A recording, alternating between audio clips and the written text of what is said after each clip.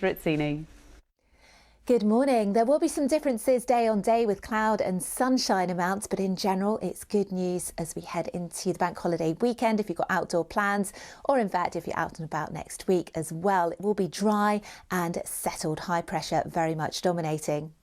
This morning, a chilly start to the day. We saw clear skies last night, so there will be a lot of blue sky and sunshine around today. Some fair weather cloud bubbling up here and there through the afternoon, and perhaps a little bit more cloud down through parts of the Thames estuary at times as well. Temperatures peaking in the high teens in Celsius for most, and there's a noticeable northeasterly wind.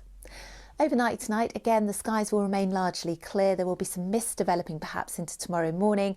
Temperatures once more dropping back in the rural spots to mid-single figures. Now on Saturday, it will feel a little warmer. Again, there'll be lots of sunshine throughout the day. Temperatures will peak in the low 20s in Celsius. We'll see more cloud though on Sunday. It should still be dry. The wind will pick up on Bank Holiday Monday. Plenty of sunshine, but just a little cooler. And that's it.